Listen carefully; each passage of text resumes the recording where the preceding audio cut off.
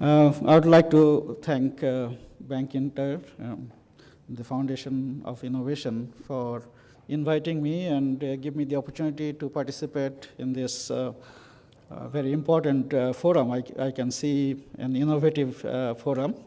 I'm sure that I will learn many things from the forum. I would like to first try to give you a brief of the organization and then talk about some of the innovations that we have done to sustain ourselves and move into scale. I'll spend a few minutes about BRAC. This is known as is now called BRAC, but we started as Bangladesh Rural Advancement Committee. That's the abbreviation of BRAC. We started as a relief organization 30 years ago, but now we have transformed ourselves into a comprehensive rural development organization. It's a not-for-profit rural development organization in Bangladesh. Our vision is a just, enlightened, and healthy democratic Bangladesh, free from hunger, poverty, environmental degradation, and all forms of exploitation based on age, sex, religion, and ethnicity. Our mission is to bring about a positive change in the quality of life of the poor, to promote human rights, human dignity, and gender equality, foster development of the human potential of the members of the organization that we serve, and also to impact on national and global policy on poverty reduction and social progress. We have twin goals: elimination of poverty and empowerment of the poor and disadvantaged groups in the society. We have 5 core programs now. The most important one is on economic development. I'll just explain to you briefly on what that means. And then we have some social programs focusing on social development, one on education, health, social development, and human rights. And recently, we have added a program on disaster management, environment, and climate change. Our economic development program basically focuses on generating self-employment for the poor, because in Bangladesh, that's the key development constraint. It's an overpopulated country. Every year, we are having about 1.5 million of the people joining the labor force, and our industry and services sector is small enough not to absorb all that. So what we do, using the Grameen model of microcredit, we form village organization with 30 to 40 women to use as a platform for providing services to the poor, including credit and saving services. So we provide access to credit to poor women to help generate self-employment. Then we also engage in enhancing productivity of assets through training on skill formation, extension of improved technologies, and facilitating linkages of our borrowers with markets. We also engage into savings mobilization of the members of the village organization as a part of sort of increased social security, but also mobilizing funding for expansion of the credit program. And then we have recently had a program for the extreme poor, the bottom 10% of the households, who are not covered by normal anti-poverty programs in Bangladesh, have a 2-year hand-holding program to improve their economic conditions and to have sufficient confidence so that they can participate in the mainstream development activities. In the education sector, we engage into non-formal primary education, particularly to reach children who are left out of the formal education system in the country, just to have an inclusive education in Bangladesh, to support the government's effort on achieving the Millennium Development Goals on education. We have schools in hard-to-reach areas to reach children of ethnic minority groups. We have an adolescent development program, particularly for the girls, to provide training on life skills and create awareness on various social and health problems. We also train teachers of poorly performing private secondary schools to improve the quality of education. And we also recently have started having urban cluster schools to reach slum children. We use the village organization, our microcredit borrowers. We select one of them to train them as volunteer health workers at the village level to provide essential health care and family planning services.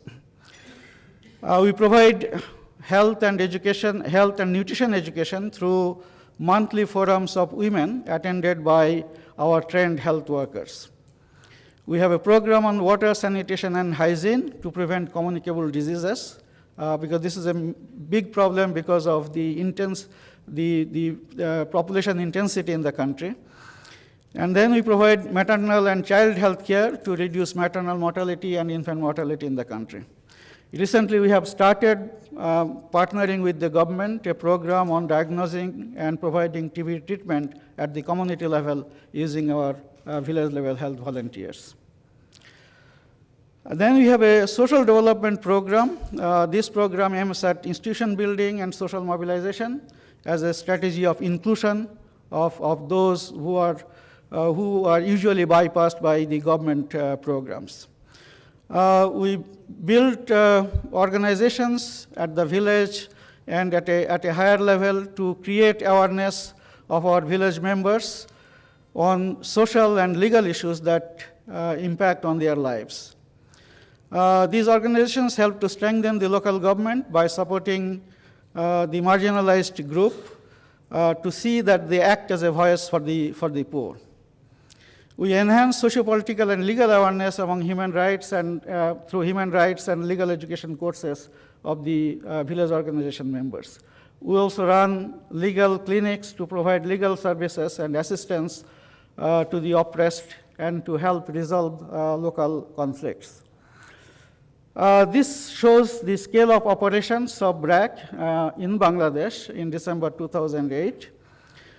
We have covered nearly 69,000 out of 90,000 villages in the country, with nearly about 4,500 field offices operating all over Bangladesh. We organized in village organizations about 8 million members, and there are, out of those 8 million, there's about 6.4 million members are currently borrowers of our microfinance program. The total number of microfinance business, which is indicated by the amount of outstanding loan, last year was about $658 million US. We operate 30,000 non-formal primary schools, particularly to reach those who are left out by the government system and also those who drop out early years in the schools.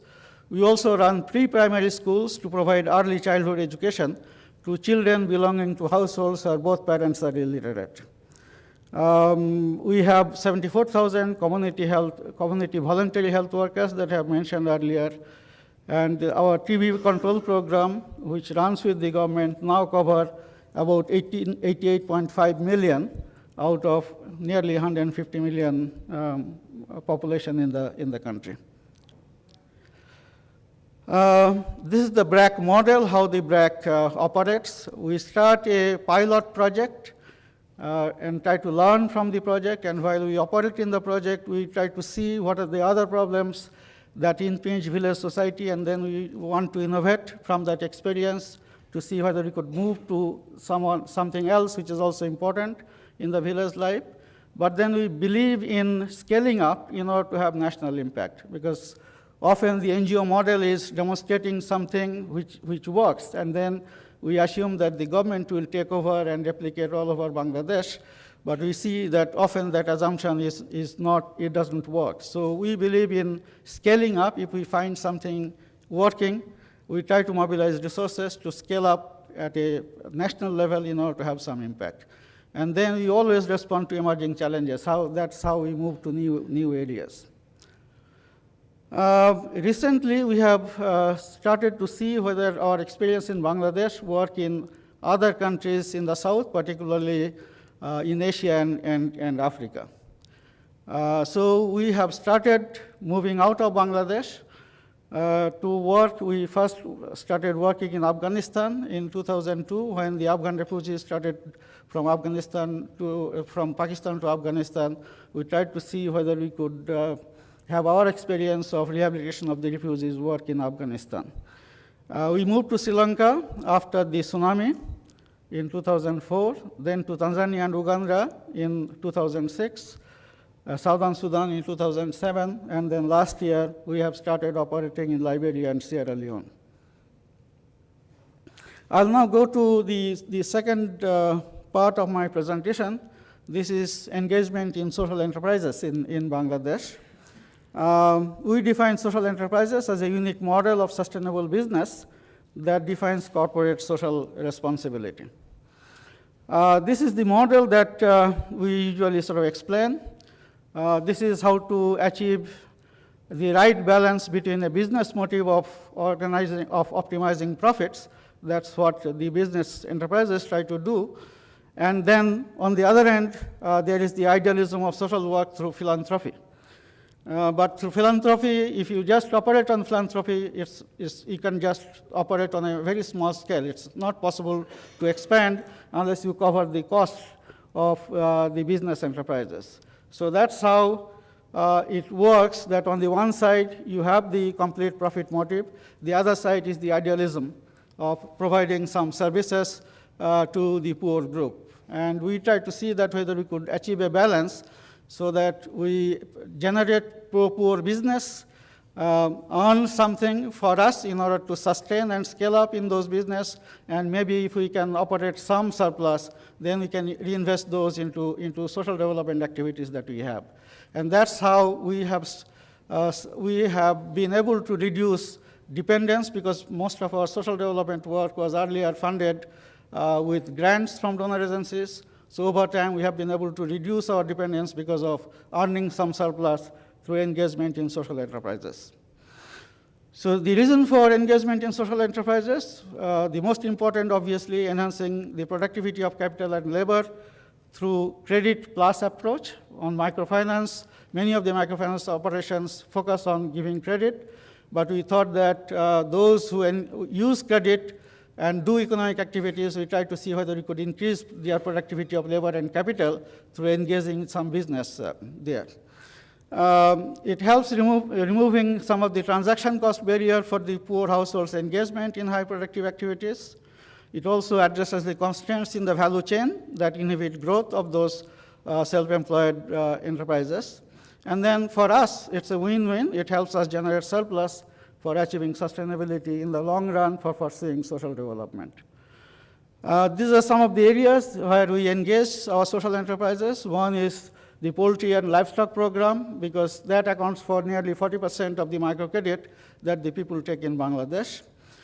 We also engage ourselves into a fisheries extension program, in the social forestry program at the village level. We have a sericulture program that's the highest in Bangladesh. Even we have a share of the sericulture which is higher than the government runs programs. And then we have a big sort of retail outlet of handicrafts called Arong. This is for production and marketing of good quality handicrafts, mobilizing poor women with traditional handicraft and skills. I'll just explain to you about what we do in there. So I've taken two of the examples of the social enterprises. One is the supporting of the dairy industry, as I mentioned, because that accounts for a large proportion of the credit. We realized that the low price of milk and low productivity of animals are key constraints to expansion of credit for dairy farming. So we started establishment of bull center for supplying improved breeds through supplying artificial insemination services to cattle owners. We have engaged ourselves into development of seed enterprises and feed mills for supply of feed, which is a major constraint to expansion of cattle in Bangladesh. We are establishing chilling centers all over Bangladesh for collection of milk through farmers' cooperatives. And then we have set up, following Amul, a milk processing factory in Dhaka in order to feed the whole enterprise. Arong, that's another of the biggest social enterprises in Bangladesh that we run. It's in order to keep alive the traditional crafts of the women. Many rural women in Bangladesh have traditional skills for making different kinds of crafts. The key constraints for expansion are marketing of products. So BRAC organizes the women around production centers for handicrafts in remote areas. We supply design and good quality raw materials and provide training to produce the best quality handicrafts. And then we organize sales centers for marketing of handicrafts in major sort of cities in Bangladesh. So Arong now mobilizes nearly 60,000 rural women and market their products through 13 centers and 65 sub-centers. We are moving into some new areas, particularly because of the food crisis that the country faced. I think this is a global problem that we have seen over the last 2 years for feeding the rural poor. We are not engaged into crop agriculture that much, but we realize that unless we keep the food prices within the affordable limit of the poor, our effort on poverty alleviation will be thwarted.